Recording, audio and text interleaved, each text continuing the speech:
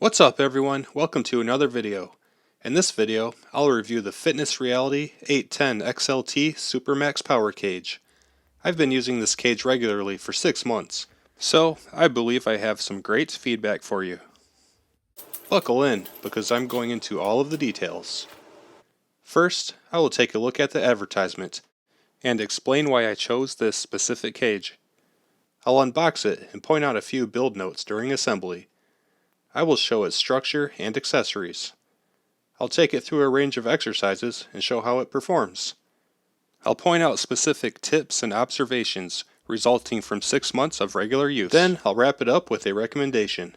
Before we get started, be sure to subscribe for more how-to and review videos. Now let's get started.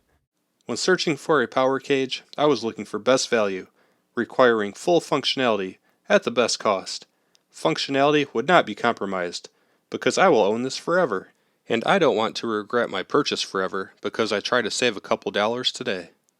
Based on available products, Amazon reviews, and cost, I narrowed it down to 2 options. Number 1, the Fitness Reality 810 XLT Supermax Power Cage. Number 2, the HulkFit 1,000 pound capacity multifunction adjustable power cage. At the time, they were both priced similar, and the HulkFit came with dip bar attachments, which was a bonus. I selected the Fitness Reality cage for 2 major reasons. 1, it is constructed with 2x2 square tubing with 1-inch holes, which is a standard size. So there are a variety of optional attachments available from many companies. This results in flexibility and options. The HulkFit uses non-standard 2.5 by 2.5 inch square tubing for the frame, so attachments are limited to what HulkFit offers. Number 2, the HulkFit rear lower support crossmember is located on the floor. I anticipated this being a possible interference problem when trying to position a bench for shoulder press and bench press. The Fitness Reality cage has an elevated rear lower support bar, allowing clearance for legs of a bench to fit underneath. With these 2 considerations, the tube size and the rear lower support bar location, the choice for the Fitness Reality cage was simple, but I thought it may be helpful to point out this comparison in case you're shopping around. Now let's move on to the build. It went together pretty smoothly. I assembled it myself in about a half an hour. Everything was well packaged and each piece was individually wrapped. I did find a couple paint scuffs, but it was not a problem for me personally. I have not noticed them since the build. I don't even know where they're currently located. The bolts are black oxide and have oil on them to protect them, so my hand got a little oily from handling them. Be cautious not to touch anything important, otherwise you will spread the oil. The kit comes with 2 wrenches to tighten all of the bolts. There are 40 bolted connections. It would take some significant time to assemble it with these provided tools. I recommend using other tools if you have them available. I used an impact driver and made short work of it. The clearance holes for the bolts are a nice close fit. The positioning of everything is nice and tight, which is great. Also, all 4 posts are exactly the same. I positioned them so the warning stickers were on the inside where they are the least visible for my setup. I think those are the highlights. It was straightforward and went together smoothly. And here are some measurements that I took for you, so you can make sure it's a good fit and fits in your space. Also, for a reference of size and scale in this video, I'm 6'1", 200 pounds. Now let's check out the structure and the accessories. It is nice and rigid when force is applied in the forward to backwards direction. It tips because there's no counterweight, but the structure itself is rigid. Very nice. There is some wobble when force is applied in the left to right direction. When racking weight, force is in the front to back position, which is rigid. I suppose the wobble would come into play when loading weight onto the bar from the side. However, I have never noticed it as a problem. I have considered adding a support bar from here to here, which should stiffen it up, but I did not want to alter the unit until after making this review video. Here are the hooks that it came with. You just slide it into the desired hole, then rotate it to capture the tube. And here are the safety bars. They operate the same. Just slide them into the desired hole location, Then rotate it to capture the tube. And they have a hook on the outside. I would also like to note that there are no accommodations to bolt it to the floor. It just sits on the floor by means of gravity, with plastic pads on the ends and in the center. Now let's run it through some basic exercises. First, the squat. The advertised picture shows the user squatting outside the cage, which makes absolutely no sense to me. The whole purpose of the cage is safety. So, here we are. There is plenty of room to squat inside the cage. If you are fatigued and can't make it back up, or if something goes wrong, just set it on the safeties and walk out. All good. Next is the deadlift. Remove the safety bars and go at it. Again, there is plenty of room inside the cage. You can also install the safety bars for rack pulls. Now for the bench press. Again, set your safety bars and go to it. There is plenty of room. The function of the safety bars is not as cut and dry as with the squats. The barbell will lay on my chest before it hits the safety bars. But if I move it up my body a little, it rests on the safety bars, and I can get out. The safety bar location will likely differ for you depending on your bench height and chest diameter. It's just kind of the luck of how things stack up in relation to the hole spacing. I was previously using a bench that was a couple inches taller, and still found a safety bar location that worked well. I think you should be able to find a setting that keeps the bench pressing functional and safe. Also, note how the legs on the bench protrude past the rear vertical uprights on the cage. This would be an interference problem with the HulkFit, with its rear support bar being on the floor. Now for the barbell shoulder press.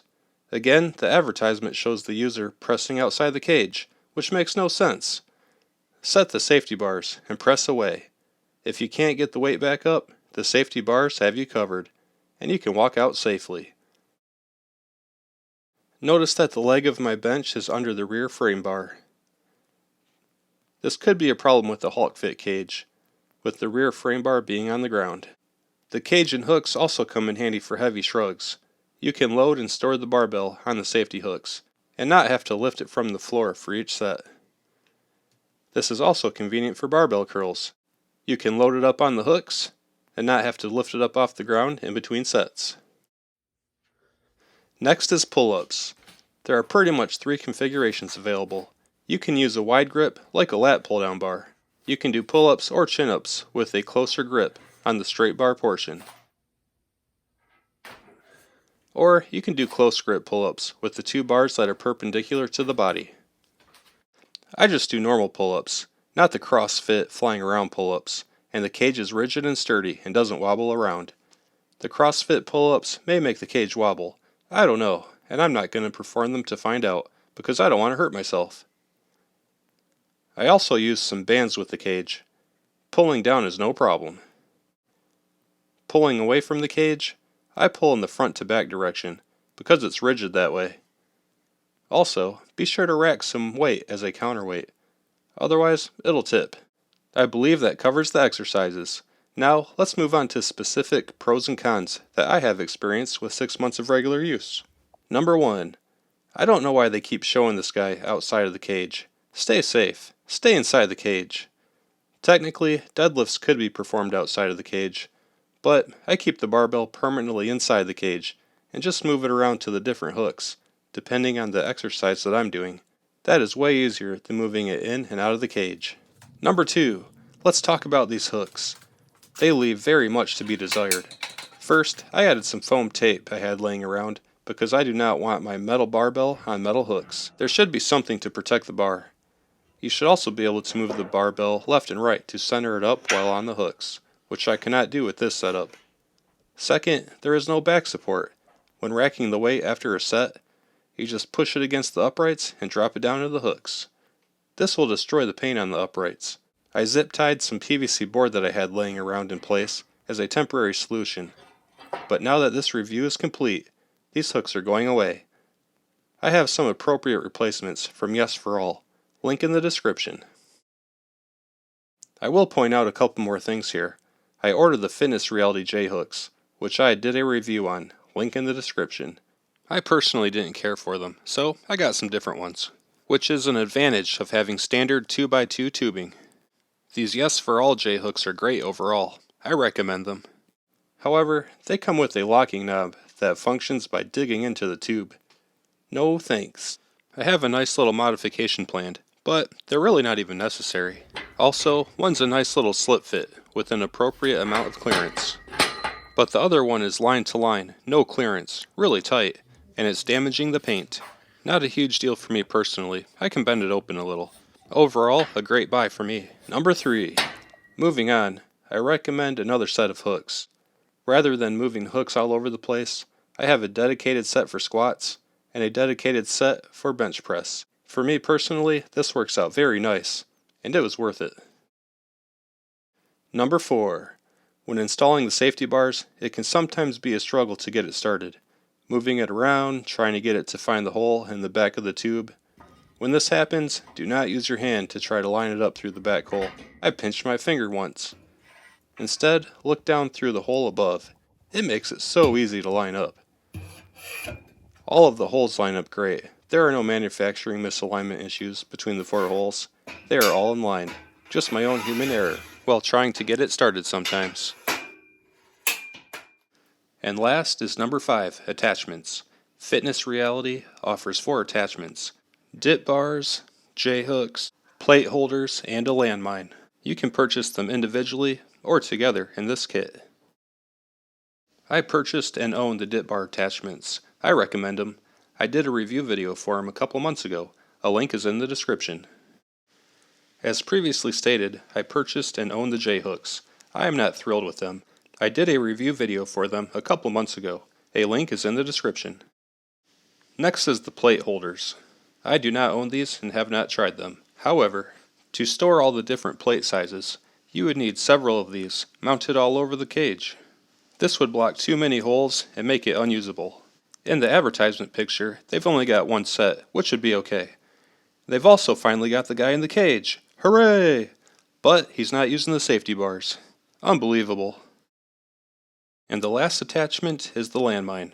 I do not own it and have not used it. I don't have the room or the desire to use it, so I can't say anything about it. So that gets us through all of it. I really like this cage and have absolutely no regrets purchasing it. I highly recommend it. It fulfills all functional requirements, and I will definitely be using it for years to come. This was perfect for me, but my advice is to purchase what you want. You may be interested in more or less features. Make sure what you choose does everything you want it to do, or at least has the capability for add-ons to get it where you want it in the future. So that wraps up this video. If you have this cage, or if you have a different cage, share your experience in the comments. As always, thanks for watching. I hope you found it helpful. If you did, please give it a like and subscribe so you don't miss the next video. Drop any comments below, and I'll see you in the next video.